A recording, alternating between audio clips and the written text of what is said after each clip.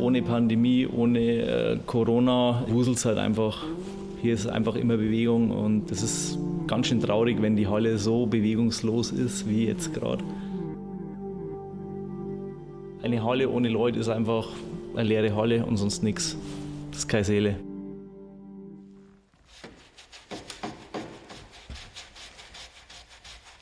Ich bin der Martin. Ich arbeite seit knapp 4 Jahren fest hier. Bin Routenbauer und für manche Hausmeistersachen tätig. Ortstermin in Regensburg, in einer Boulderhalle, der Boulderwelt. Wir treffen Martin Ehrl. Seit Monaten ist die Halle zu. Die Griffe und Tritte der Boulder fristen ein einsames Dasein, wirken wie ein Andenken an vergangene Zeiten.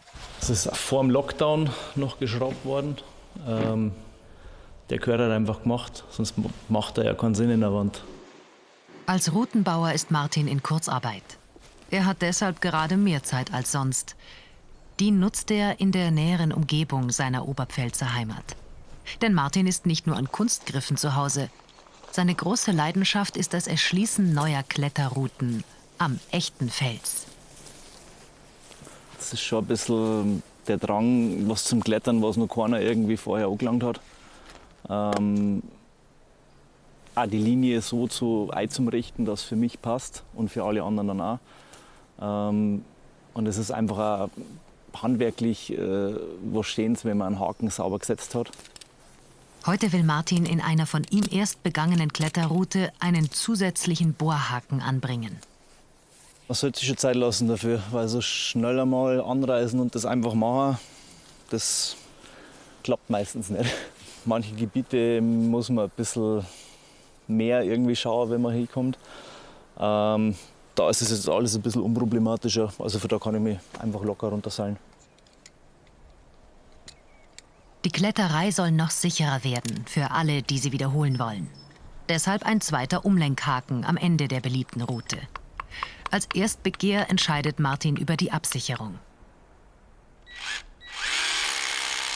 Das Setzen von Bohrhaken erfordert viel Können und genaues Wissen über die Gebiete, denn erlaubt ist es nicht überall. Es ist eine vielschichtige Leidenschaft. Und gerade jetzt in der Corona-Zeit kann Martin aus ihr viel Kraft schöpfen, auch weil er etwas für andere hinterlässt. Es ist schon eine gewisse Art von Befriedigung, wenn die Arbeit dann gemacht ist und das passt. Schöner Haken, schöner Fels, passt. Schöne Felsen gibt es viele in der Region. Trotz nasskaltem Wetter versucht Martin das Beste aus der Situation zu machen. Auch indem er Erfahrungen weitergibt. Zum Beispiel an Theresa. Sie hat das Bouldern in der Halle für sich entdeckt. Jetzt mit dem Lockdown bin ich quasi an den Fels gekommen. Erstmal war es eine große Umstellung, weil es am Fels ja doch schwieriger ist als in der Halle.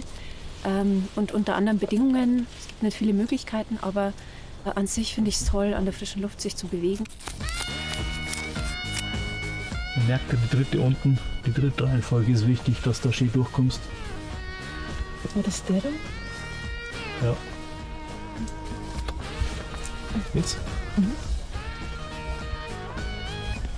Diese rüberbringen, genau. Jetzt. Aber rechts vor dir abfassen dann. Oh. Körperspanner. Nee, rechts? Ja. Den Seitgriff. Kommt öfter vor. Tatsächlich. Aber so weit war ich noch nie. Also Erfolg. Fürs Bouldern draußen gelten eigene Regeln. Auch die will Martin weitergeben. Etwa sollen Gebiete nicht veröffentlicht werden, um zu viel Andrang in der Natur zu verhindern. Es ist halt wichtig, um Reibungspunkte einfach zu vermeiden, sich an gewisse Grundregeln zu halten, damit das Bouldern in manchen Regionen nicht vor Sperrungen irgendwie gestellt wird. Ganz bewusst begleiten wir die beiden deshalb nur in ein bekanntes Klettergebiet. Zwar können sie der aktuellen Situation hier draußen auch viel abgewinnen, aber beide wünschen sich wieder offene Boulderhallen und ein Leben ohne Einschränkungen. Ja, ich bin ganz froh, dass ich eine Beschäftigung habe allgemein. Ich würde tatsächlich allerdings lieber arbeiten, ein geregeltes Leben führen, ein Teil der Gesellschaft werden wieder.